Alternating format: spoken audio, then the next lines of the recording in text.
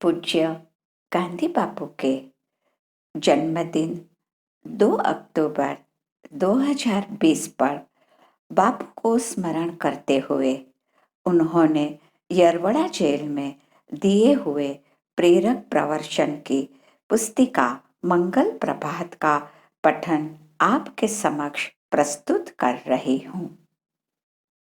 प्रकरण 6 अपरिग्रह जमा न रखना। तारीख 26/8/1930 यरवड़ा मंदिर मंगल प्रभात। अपरिग्रह का संबंध अस्तेय से है। जो माल असल में चुराया नहीं है उसे जरूरत न होने पर भी जमा करने से वह चोरी का माल सा बन जाता है। परिग्रह के माने हैं संचय यानी इकट्ठा करना। सत्य की खोज करने वाला, अहिंसा बरतने वाला परिग्रह नहीं कर सकता। परमात्मा परिग्रह नहीं करता। अपने लिए जरूरी चीज वह रोज की रोज पैदा करता है। इसलिए अगर हम उस पर भरोसा रखते हैं तो हमें समझना चाहिए कि हमारी जरूरत की चीजें वह रोजाना देता है, देगा। औलियाओं का, भक्तों का यही अनुभव है। रोज की जरूरत जितना ही रोज पैदा करने का ईश्वर का नियम हम नहीं जानते या जानते हुए भी पालते नहीं। इसलिए जगत में असमानता और उसमें से पैदा होने वाले दुख हम भुगतते हैं।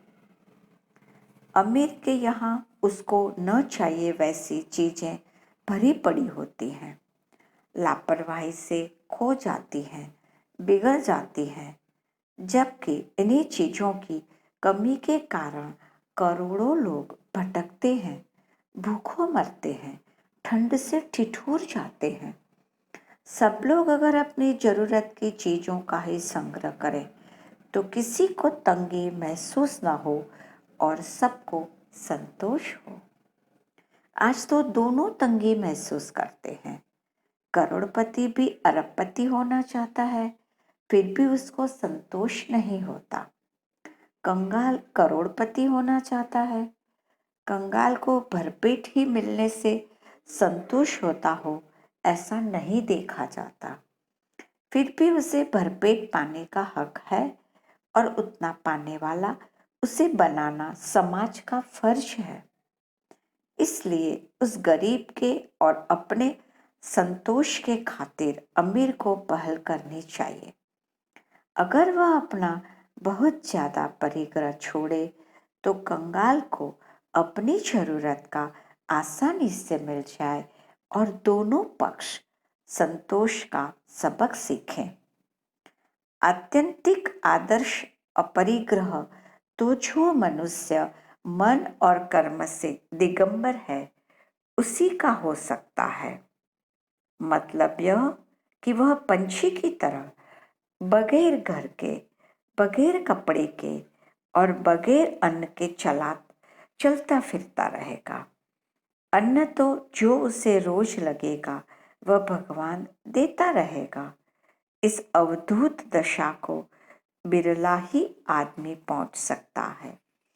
हम मामूली दर्जे के सत्याग्रही, जिज्ञासु, जानने की इच्छा रखने वाले लोग आदर्श को ख्याल में रखकर जैसा बन पड़े, हमेशा अपने परिग्रह की जांच करते रहें और उसे कम करते जाएं।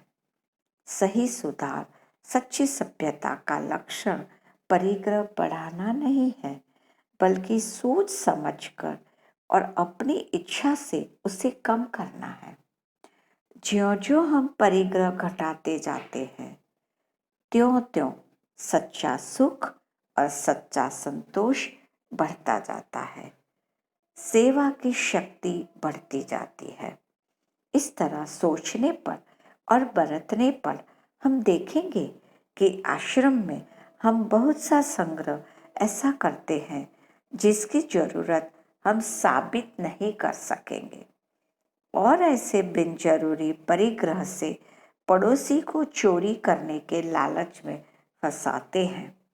अभ्यास से, आदत डालने से आदमी अपनी हाजतें घटा सकता है, और ज्यों-ज्यों उन्हें घटाता जाता है त्यों-त्यों वह सुखी, शांत और सब तरह से तंदुरुस्त होता जाता है। महज सत्य की यानी आत्मा की नजर से सोचने पर शरीर भी परिग्रह है। भोग की इच्छा से हमने शरीर का आवरण पैदा किया है और उसे हम टिकाए रखते हैं। अगर भोग की इच्छा बिल्कुल कम हो जाए तो शरीर की हाजत मिट जाए, यानी मनुष्य को नया शरीर लेने की जरूरत ना रहे।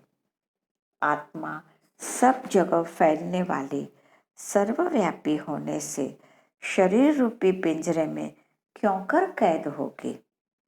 उस पिंजरे को बनाए रखने के लिए हम बुरा काम क्यों करें, औरों को क्यों मारें। इस तरह विचार करते हुए हम आखिरी त्याग तक पहुंच जाते हैं, और जब तक शरीर है तब तक उसका उपयोग सिर्फ सेवा के लिए करना सीखते हैं, यहाँ तक कि सेवा ही उसकी असली खुराक हो जाती है। वह खाता है, पीता है, लेटता है, बैठता है, जागता है, सोता है, यह सब सेवा के लिए ही होता है। इसमें से पैदा होने वाला सुख सच्चा सुख है, और ऐसा करते हुए मनुष्य अंत में सत्य की झांकी करता है। हम सब अपने अपने परिग्रह के बारे में इसी निगाह से सोचें। इतना याद रखने लायक है कि जैसे चीजों का अपरिग्रह होना चाहिए, वैसे ही विचारों का भी अपरिग्रह होना चाहिए। जो आदमी अपने दिमाग में बेकार का ज्ञान भर रखता है वह परिग्रही है। जो विचार हमें ईश्वर से विमुख करते हैं, फेर लेते हैं या ईश्वर की ओर नहीं ले जाते, वे सब परिग्रह में गिने जाएंगे और इसलिए छोड़ने लायक हैं। ज्ञान की ऐसी व्याख्या भगवान ने गीता के 13वें अध्याय में दी है, पर इस मौके पर सोचने लायक है। अमानित्व वगैरह को गिनाकर भगवान ने कह दिया है कि उसके अलावा जो कुछ है वह सब अज्ञान है। अगर यह सच्चा वचन है, और सच्चा तो है ही, तो आज हम बहुत कुछ जो ज्ञान के नाम से जमा करते हैं वह अज्ञान ही है, और उससे लाभ के बजाय नुकसान होता है। उससे सिर घूमता है और आखिर वह खाली हो जाता है। उससे असंतोष फैलता है और बुराइयां बढ़ती हैं। इसमें से कोई जड़ता का अर्थ कभी न निकाले। हमारा हर एक पल और क्षण प्रवृत्ति वाला होना चाहिए, लेकिन वह प्रवृत्ति सात्विक हो, सत्य की ओर ले जाने वाली हो। जिसने सेवा धर्म को अपनाया है वह एक पल के लिए भी जड़ दशा में नहीं रह सकता। यहाँ तो सार असार का विवेक सीखने की बात है। सेवा परायण मनुष्य को यह विवेक आसानी से हासिल होता है। धन्यवाद।